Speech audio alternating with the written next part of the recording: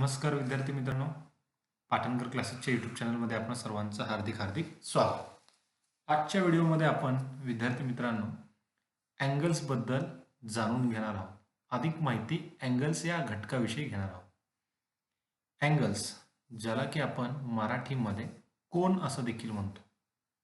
मराठीमध्येच आपण याला काय म्हणतो? कोन. ओके, तर या कोनांविषयी किंवा अँगल्स विषयी आजच्या व्हिडिओमध्ये आपण अधिक माहिती घ्यायची आहे, अभ्यासायचं आहे. काय असतात तर अँगल्स? अँगल्स पूर्वी आपण रे वगैरे पाहिलेला आहे, अभ्यासलेला आहे.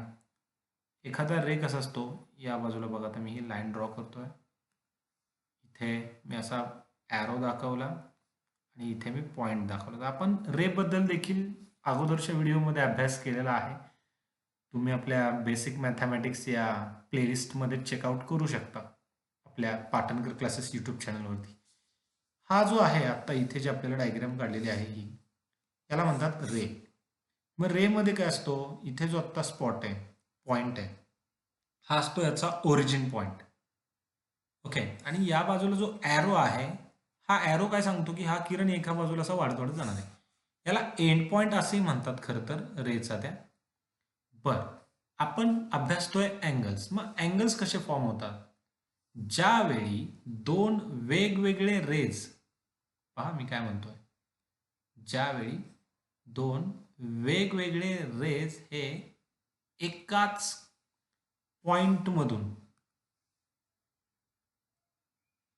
एकाच एंड पॉइंटमधून किंवा ओरिजिन पॉइंटमधून दोन वेगवेगळे रेज जर फॉर्म होत असतील, तर इथे जे तयार होतं याला आपण अँगल असं म्हणतो. बरोबर. इथे रेज एकूण किती होते? हे दोन आहेत. हा एक रे आहे आणि हा एक रे आहे. समजा मी याला नाव दिलं, या पॉइंटला जर मी म्हटलं असेल ओ, इकडे माझं नाव आहे ए आणि या बाजूला माझं नाव आहे बी, तर होतं काय? सुरुवातीला रे आपण कोणता विचारात घेतलेला? रे ओ ए. आणि नंतरचा रे कोणता आहे? रे ओ बी. जर तुम्ही या दोन रे मध्ये जर पाहिलं तर या दोन रेचा ओरिजिन पॉइंट किंवा एंड पॉइंट असंही म्हटलं जातं. अँगल मध्ये आला तर हा एंड पॉइंट हा एकच आहे. म्हणजे एकाच पॉइंट मधून या बाजूला एक रे आणि या बाजूला एक रे गेल्यानंतर इथे जे तयार होत आहे त्याला आपण कोन असं म्हणतोय. कोणाचं उदाहरण तुम्ही आपल्या घड्याळामध्ये जे काटे असतात वेगवेगळे युनिट, काय म्हणूयात आपण, सेकंड काटा असतो नाही, किंवा तास काटा असतो, मिनिट काटा असतो, तर यांच्यामध्ये देखील कोन तयार होतो. घड्याळाच्याही बाबतीत तुम्ही अभ्यासलेला आहे. सो अँगल तयार होण्यासाठी काय लागतं? कोन तयार होण्यासाठी लागतात दोन किरण, आणि या दोन किरणसाठी एक कॉमन पॉइंट असला पाहिजे, कॉमन एंड पॉइंट असला पाहिजे. त्या ठिकाणी तिथे काय तयार होतं? अँगल तयार होतं. जसं की आपण विद्यार्थी मित्रांनो अभ्यासलेलं आहे अगोदरही, की एखादा जर रे असेल तर त्याचं आपण वाचन कसं करतो. जसं की आता समजा हा एक अजून एक रे मी इथे घेतला, नाव आहे याला पी क्यू. तर याचं वाचन कसं होतं विद्यार्थी मित्रांनो? रे पी क्यू. आणि याला आपण रे क्यू पी असं वाचत नाही. ओके, जिथून ओरिजिन आहे, सुरुवात झाली रेची, तिथून पुढे असं नाव असतं त्याचं, रे पी क्यू. ओके, परंतु आता ज्यावेळी आपण अँगल्सच्या वाचनाचा विचार करतोय, कोणाचा? अँगल्स. अँगल्सचं वाचन कसं करायचं, रीडिंग कशा पद्धतीने आहे? अँगल्समध्ये जर तुम्ही पाहिलं तर एकूण 3 पॉईंट दिसत तुम्हाला. इथे बी आहे, इथे ओ आहे, इथे ए आहे, किंवा ए ओ बी. सो आपण इथे वाचन करत असताना असं म्हणतो, अँगल ए ओ बी या बाजूने सुरुवात केली आपण. बघा कुठून सुरुवात केली आपण? ए ओ बी. किंवा विद्यार्थी मित्रांनो यालाच आपण अँगल बी ओ ए असंही वाचतो. पण आता प्रत्येक वेळी अजून एक महत्वाची गोष्ट, प्रत्येक वेळी असं अँगल अँगल आपण शब्द लिहित बसत नाही. आपण या अँगल शब्दाऐवजी एक चिन्ह वापरतो. ते चिन्ह कसं आहे रे? तर अगदी छोटंसं चिन्ह आहे अँगलचं हे. या चिन्हाचा अर्थ काय? अँगल. मग अँगल ए ओ बी किंवा अँगल बी ओ ए याचा अर्थ काय होतो विद्यार्थी मित्रांनो, दिलेला अँगल हा दोन पद्धतीने वाचता येतो. एक तर म्हणता येतं अँगल AOB किंवा तुम्ही वाचू शकता BOA. दोन्हीपैकी कोणत्याही एका पद्धतीने याचं वाचन केलं जाऊ शकतं.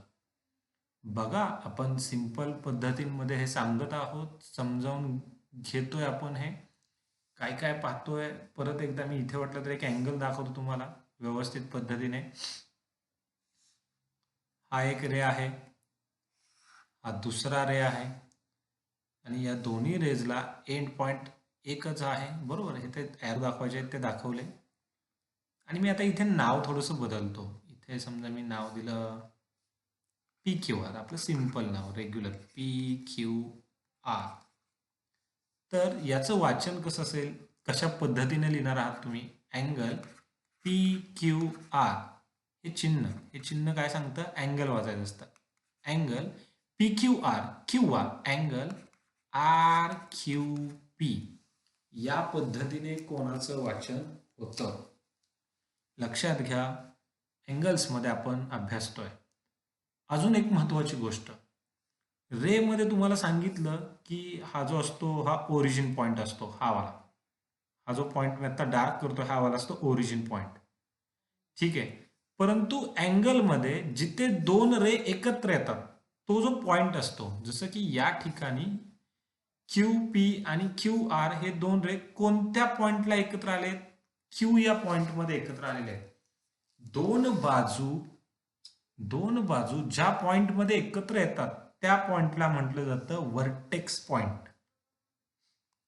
कसला पॉइंट म्हटलं जातं? Vertex point. मग इथे एकूण 3 पॉइंट आहेत. कोणकोणते 3 पॉइंट आहेत? P आहे, Q आहे, R आहे. पण या 3 पॉइंटमध्ये वर्टेक्स पॉइंट कोण आहे? Q. कारण की कोणकोणत्या दोन बाजू रे? आर्म्स. ऍक्च्युली बाजू ज्याला आपण इंग्लिशमध्ये आर्म्स असं म्हणतो. अँगलला दोन बाजू असतात. ओके, एक आहे QP आणि एक आहे QR अशी. बरोबर, आता हे बाजू आर्म्स वाचत असताना तुम्ही PQ म्हणू शकता, RQ म्हणू शकता, QR म्हणू शकता. रे वाचत असताना वेगळ्या पद्धतीने वाचायचं आहे. बाजूला तुम्ही कोणती दोन नावं घेऊ शकताय. QP पण म्हणाल, PQ म्हणाल, QR बोलाल किंवा RQ असंही बोलाल.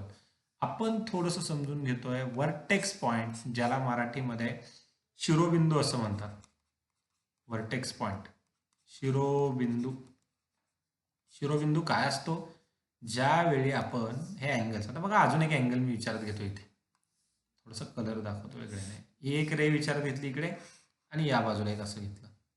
ठीक आहे, तर हा पण काय आहे? अँगलच आहे. याला नाव देऊयात आपण. इथे म्हटलं मी A, इथल्या पॉइंटला म्हटलं B, इथे जो पॉइंट आहे त्याला म्हटलं मी C. अशी 3 नावं दिली. मग आता याचं लिहिणं कसं असेल? अँगल ABC किंवा अँगल CBA. लक्षात ठेवा विद्यार्थ्यांनो, हा दोन बाजू, कोणकोणत्या बाजू? BC आणि BA किंवा AB बाजू आहे आणि CB ही बाजू आहे. या दोन बाजू कोणत्या एका पॉइंटमध्ये एकत्र आल्या? Point B. मग या पॉइंट B ला म्हटलं जातं वर्टेक्स पॉइंट. कोणता पॉइंट म्हटलं जातं? वर्टेक्स पॉइंट, शिरोबिंदू. बरोबर, दोन पद्धतीने नावं देता येत आहेत अँगलला. आता आपण थोडासा पुढील भाग बघतोय. बघा, तुम्हाला ज्यावेळी दोन रेज एकत्र येतात त्यावेळी त्याला आपण म्हणतोय अँगल. ठीक आहे, दोन रेज ज्या एका पॉइंटला एकत्र येत आहेत तिथे जी आकृती तयार होते त्याला आपण अँगल असं म्हणतोय. आलेलं आहे लक्षात? आता तुमच्या समोर इथे एक टेबल दिसतोय. या टेबलमध्ये बघा, इथे म्हटलं अँगल्स, इथे दोन आकृत्या काढलेल्या आहेत. इथे तुम्हाला म्हटले नेम ऑफ द अँगल, मग तुम्हाला इथे अँगलची नावं लिहायची. वर्टेक्स ऑफ द अँगल तो सांगायचा आहे. आर्म्स ऑफ द अँगल ते देखील सांगायचं आहे. कोणकोणत्या बाजू आहेत तिथे पहा. तर आपण आता याच्यामध्ये लिहायला सुरुवात करूयात. बघा, name of the angle. Angle कशा पद्धतीने लिहिणार? हे झालं त्याचं चिन्ह अँगलचं, बरोबर. अँगलचं चिन्ह हे असं आहे, अँगल सारखंच आहे अँगलचं चिन्ह. SBI एक तर आपण असं लिहू शकतो अँगल SBI, किंवा दुसऱ्या पद्धतीने नाव कसं असेल याचं, अँगल IBS. जो शिरोबिंदू असतो हा नावात नेहमी कुठे असतो? मध्यभागी असतो. बघा, पहिल्या अँगलच्या बाबतीत आपण ह्या पहिल्याच्या बाबतीत बघतोय, हा दुसरा आहे. मग नेम ऑफ द अँगल काय? SBI किंवा IBS. Vertex of the angle कोणता आहे रे वर्टेक्स? तर इथे वर्टेक्स आहे पॉइंट बी, बरोबर. आणि कोणकोणत्या आर्म्स आहेत अँगलच्या? Arms of the angle SB किंवा BS और BI. त्याच्या बाजू आहेत, भुजा आहेत. कोणाच्या भुजा? किती असतात कोणाला बाजू? 2. जसं आपण याच्या बाबतीत लिहिलं तसंच इकडे याचंही लिहूयात आता आपण. बघा, इथे अँगलला नाव काय? 2 प्रकारे नाव देता येतं. एक तर अँगल म्हणणार तुम्ही अँगल ICW, किंवा विद्यार्थी मित्रांनो तुम्ही त्याला म्हणणार आहात अँगल WCI और ICW. वर्टेक्स पॉइंट इथे कोण आहे रे? कोणत्या पॉइंट मध्ये 2 बाजू एकत्र आलेल्या आहेत? Point C. ओके, पॉइंट कोणता आहे? C. बिंदू C हा त्याचा त्या ठिकाणी शिरोबिंदू आहे. आणि इथे बाजू कोणकोणत्या आहेत? एक बाजू आहे IC. हे सॉरी, इथे बघा माझ्याकडून चुकलेलं एक असं आहे की इथे असं की ते सगळंच आता हे झालं. इथे और जे म्हटलेलं ना ते चुकीचं होतं माझ्याकडून. म्हणजे ऍक्च्युली 2 बाजू आहेत आर्म्स ऑफ द अँगल मध्ये, SB अँड BI हे 2 आहेत. SB एक आहे, बरोबर, ही वाली SB, आणि दुसरी कोणती आहे रे? BI. ह्या 2 बाजू आहेत. ओके, मी इथे और लिहिलं ते चुकीचं होतं. बर, पुढे आपण आता बघतोय की याच्यामध्ये काय असेल. मग इथे IC एक बाजू, आणि दुसरी बाजू कोणती दिसते रे विद्यार्थ्यांनो? तर दुसरी बाजू दिसते WC किंवा CW and CW. Okay, side, actually तुम्ही इथे साइड हा असा शब्द वापरला तरी चालेल. Side SP, side BI, side IC, side CW. अगदी सोप्पा आहे. अँगल तुम्हाला समज